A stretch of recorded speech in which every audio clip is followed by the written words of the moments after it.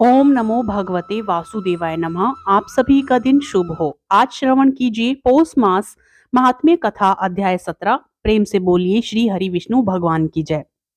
श्री भगवान कहते हैं कि बहुत से लोग वेद और शास्त्र का अध्ययन तो करते हैं और परस्पर एक दूसरे को बोध भी कराते हैं, तात्पर्य समझाते हैं, पर वे परम तत्वों के विषय में उसी प्रकार कुछ नहीं जानते जिस प्रकार कलछी पाकरस को नहीं जानती। पुष्प को धारण तो सिर करता है, किंतु उस पुष्प की गंध को नासिका ही जानती है। ठीक इसी प्रकार वेद और शास्त्र का अध्ययन में उसी प्रकार भटकता फिरता रह जाता है, जैसे कोई मूर्ख ग्वाला अपनी कोख में बकरे को पकड़े रहने पर भी उसको खोजने के लिए कुएं में देखता है। संसार के मोह का नाश करने के लिए शास्त्र के शब्दों के अर्थ को जानना मात्र पर्याप्त नहीं है। दीपक की बात से कभी अंधकार की निवृत्ति नहीं हो सकती। बुद्धिमान मनुष्य का पढ़ना, बुद्धिहीन मनुष्य का पढ़ना अंधे व्यक्ति के दर्पण देखने के समान व्यर्थ है। अतः बुद्धिमान व्यक्ति को ही शास्त्रीय तत्व ज्ञान का लक्षण हो सकता है, अर्थात बुद्धिमान को ही तत्व ज्ञान लक्षित हो सकता है। जो यह ज्ञान यहाँ है इसे जानना चाहिए। इस प्रकार बुद्धि करके शास्त्र में प्रतिपाद्य सब कुछ सुनना चाहता है। वह 1000 दिव्य वर्षों की आयु प्राप्त करके भी शास्त्रों का अंत प्राप्त नहीं कर सकता। अनेक शास्त्र हैं, आयु अति अल्प है जिसमें करोड़ों विघ्न हैं। इसलिए जैसे हंस जल के मध्य से दूध को ग्रहण कर लेता है, उसी प्रकार बुद्धिमान व्यक्ति को भी शास्त्र के सार तत्व का ज्ञान प्राप्त करना चाहिए। वेद शास्त्रों का अभ्यास कर वहां से तत्व ज्ञान प्राप्त करके बुद्धिमान मनुष्य को चाहिए कि जैसे धान चाहने वाला व्यक्ति धान ग्रहण करके पलाल अर्थात पुआल को छोड़ देता है, मैं उसी तरह उसे अन्य सभी शास्त्रों को छोड़ देना चाहिए। जैसे अमृत से तृप्त व्यक्ति के लिए भोजन की कोई आवश्यकता नहीं होती, उसी प्रकार हे ताक्षर्य तत्वज्ञ को शास्त्र से कोई प्रयोजन नहीं होता। हे विंतात्मज, ना वेद अध्ययन से मुक्ति प्राप्त होती है, ना शास्त्रों के अध्ययन से ही मोक्ष की प्राप्ति ज्ञान से ही होती है, किसी दूसरे उपाय से नहीं। जिस प्रकार मुक्ति के लिए ना तो आश्रम धर्म का अनुष्ठान कारण है, ना दर्शनों का अध्ययन कारण है, उसी प्रकार श्रोत स्मार्त कर्म भी कारण नहीं है। मात्र ज्ञान ही मोक्ष का उपाय है। गुरु का वचन ही मोक्ष देने वाला है। अन्य सब विद्याएं विडंबना मात्र हैं। लकड़ी के हजारों भारों की अपेक्षा एक संजीवनी ही श्रेष्ठ है। कर्म कांड और वेद शास्त्रादि के अध्ययन रूपी परिश्रम से रहित केवल गुरु मुख से प्राप्त अद्वैत ज्ञान ही कल्याणकारी कहा गया है। अन्य करोड़ों शास्त्रों को पढ़ने से कोई लाभ नहीं। वेदादि आगम शास्त्रों का अध्ययन तथा विवेक, इन दो साधनों से ज्ञान की प्राप्ति होती है। आगम से शब्द ब्रह्म का ज्ञान प्राप्त होता है और विवेक से पर ब्रह्म का ज्ञान प्राप्त होता है।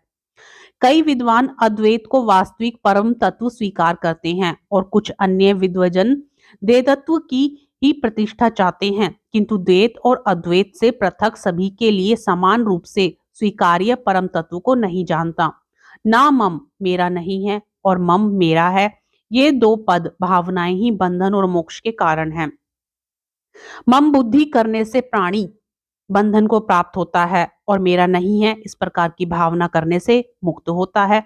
कर्म वही है जो बंधन का हेतु नहीं होता तथा विद्या वही है जो मोक्ष प्रदान करा दे, और इससे अतिरिक्त कर्म केवल श्रम मात्र के हेतु है जो शरीर के लिए कलेशप्रद है, तथा अन्य प्रकार की विद्या शिल्प चातुर्य मात्र है। जब तक कर्म किए जाते हैं, जब तक संसार में आसक्ति रहती है, तब तक इंद्रियों का चांचल्य बना रहता है, तब तक तत्व ज्ञान की बात ही कहाँ हो सकती है। जब तक देहाभिमान देह को अपना स्वरूप मानना है, जब तक ममता रहती है, जब तक प्रयत्नों का वेग रहता है, जब तक संकल्प की कल्पना होती रहती है, जब तक मन स्थिर नहीं हो जाता, जब तक शास्त्र का चिंतन नहीं किया जाता, जब तक गुरु की कृपा प्राप्त नहीं होती, तब तक तत्व ज्ञान की चर्चा ही कहाँ होती है। तप व्रत तीर्थ जप होम आदि तथा पूजा आदि कर्मों का अनुष्ठान तथा वेद और शास्त्र आगम की कथा तभी तक उपयोगी है जब तक जीव को तत्व ज्ञान प्राप्त नहीं हो जाता। इसलिए हे ताक्षर्य, यदि अपने मोक्ष की इच्छा हो तो सर्वदा संपूर्ण प्रयत्नों का सभी अवस्थाओं में निरंतर अनुष्ठान करके तत्व ज्ञान की प्राप्ति में संलग्न रहना चाहिए। जो प्राणी उसे मोक्ष वृक्ष की छाया का आश्रयण करना चाहिए, जिस मोक्ष वृक्ष का पुष्प धर्म और ज्ञान स्वरूप है तथा फल स्वर्ग एवं मोक्ष है। इसलिए श्री गुरु मुख से आत्म तत्व विषय ज्ञान प्राप्त करना चाहिए। ज्ञान हो जाने पर प्राणी इस घोर संसार बंधन से सुख पूर्वक मुक्त हो जाता। अहि हे ताक्षर्य, मैं तत्वज्ञानी पुरुष के द्वारा किए जाने वाले अंतिम कृत्य के विषय में तुम्हें बताता हूँ, सुनो। जिस उपाय को करके जीव को ब्रह्म निर्वाण संज्ञक मोक्ष की प्राप्ति होती है, अंत काल के आ जाने पर पुरुष भय छोड़कर अनासक्ति रूपी शस्त्र से दह गेहादि विषयक ममत्व को काट डाले। वह धीर पुरुष घर से निकलकर पवित्र तीर्थ के जल में स्नान करके पवित्र और एकांत देश में विधिवत आसन लगाकर बैठ जाए और शुद्ध परम त्रिव्रत ब्रह्म अक्षर अर्थात ओंकार का मन से अभ्यास करे तथा ब्रह्म बीज स्वरूप ओंकार का निरंतर स्मरण करके श्वास को जीतकर मन को नियंत्रित करे।